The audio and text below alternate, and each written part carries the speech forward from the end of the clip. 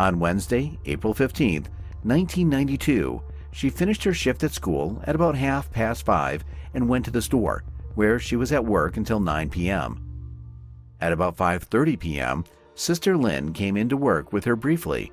According to her recollection, Lisa was in a good mood that evening and nothing foretold trouble.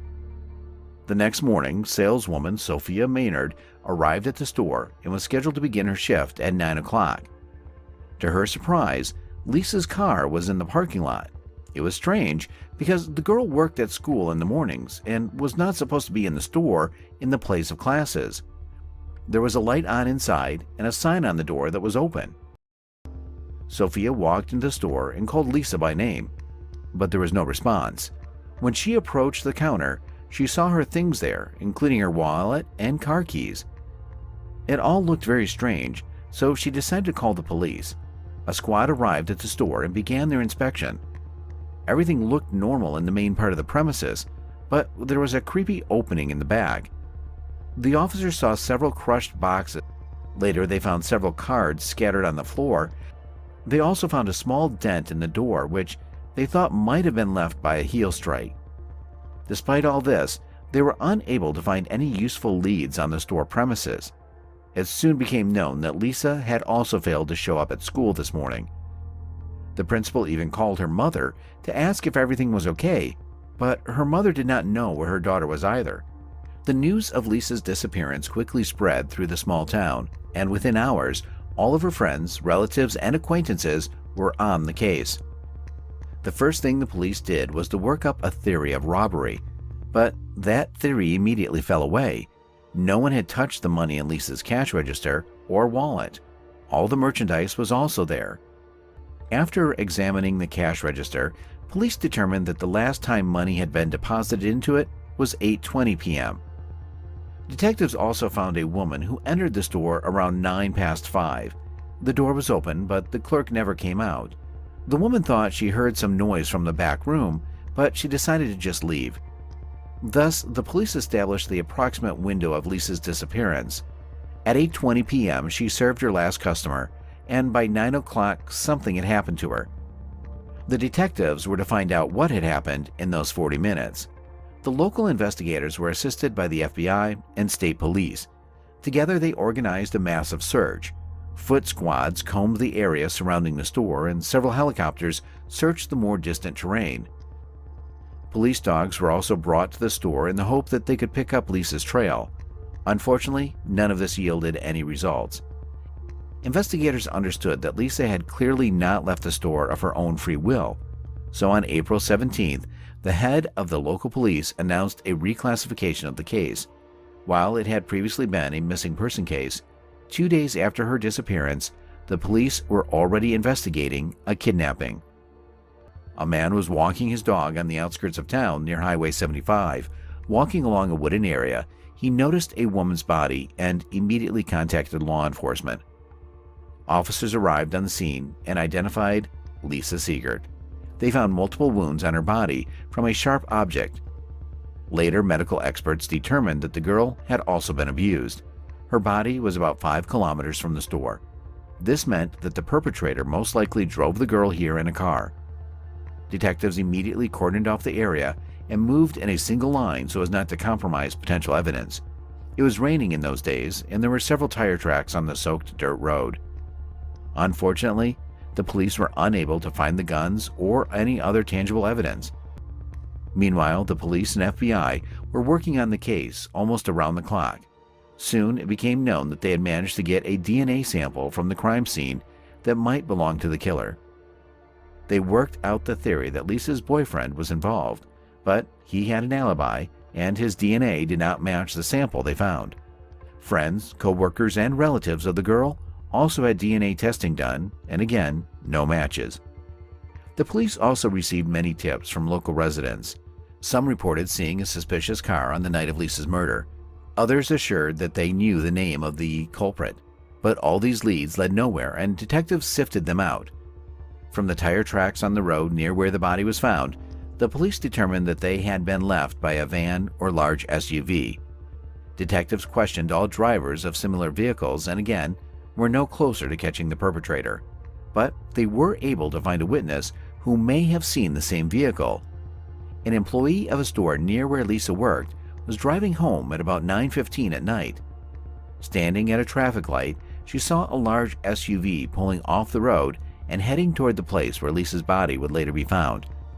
The woman could not describe the car in more detail because it was dark outside.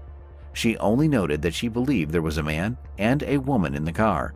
She added the odd fact that when the car pulled into the dirt road, the woman's head was twitching unnaturally, as if she were asleep or unconscious.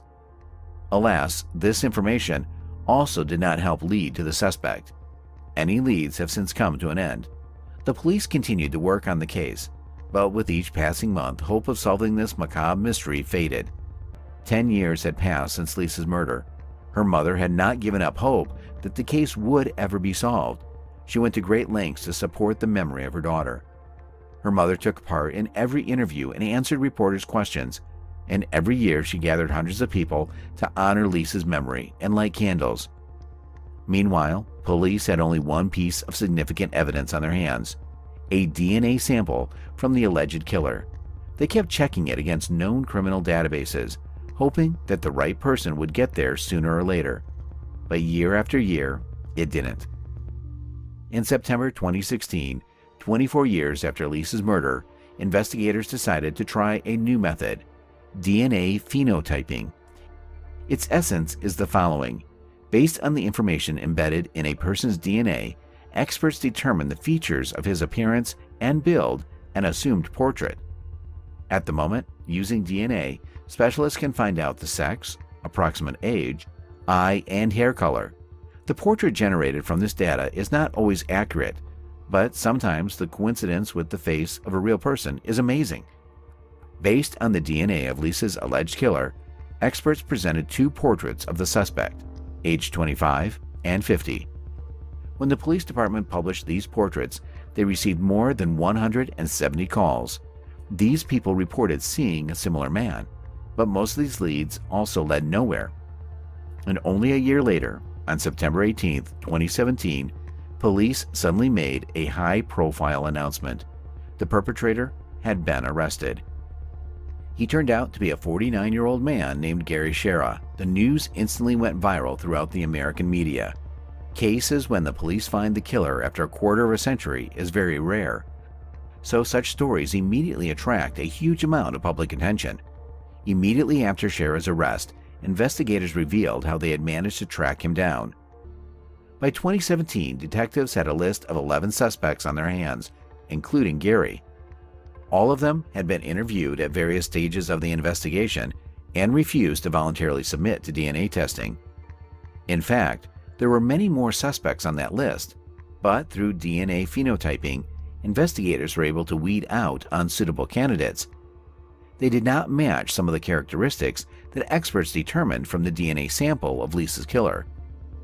In August 2017, detectives gathered all available information and went to court. They asked for an order compelling all the list members to provide DNA samples, and the court agreed. On September 13 of that same year, police went to Gary's apartment to notify him of this obligation, but the man was not home. The door was opened by his neighbor with whom they shared an apartment. The detectives left him their business card and asked him to give the information to Gary urgently. The very next day, something unexpected happened. Gary's current girlfriend came to the police station and reported that he had left 3 letters in her apartment. To the researchers' surprise, among them was an apology to the Ziegert family and a detailed confession of Lisa's murder on 2 sheets. Police immediately began searching for Gary, and soon his car was spotted in the parking lot of a hospital in Stafford Springs. There was another suicide note on the windshield. It turned out that the man had ingested some powerful drugs, but got in his car immediately afterwards and rushed to the nearest hospital, where he was pumped out. As soon as the doctors were finished helping him, the police arrested Gary and took him to the station. At the same time, a judge issued a search warrant for his apartment as well as his girlfriend's apartment. There, the police seized several objects containing his DNA. The result of the analysis surprised no one: a complete match with the sample of the killer. While in custody, Gary suddenly proclaimed his innocence and refused to confess to what he had done. In all likelihood, he was driven by simple fear. But with that kind of evidence, there was no chance of getting away with it. The only thing he was able to achieve was a postponement of his sentence. The trial was not to begin until 2 years later, but Gary, who had been in a cell the whole time, suddenly decided to confess. On September 21, 2019, he appeared before a judge and pleaded guilty to the murder of Lisa Ziegert. This charge qualified as first-degree murder, and in Massachusetts, a defendant on such a sentence faces life in prison without parole.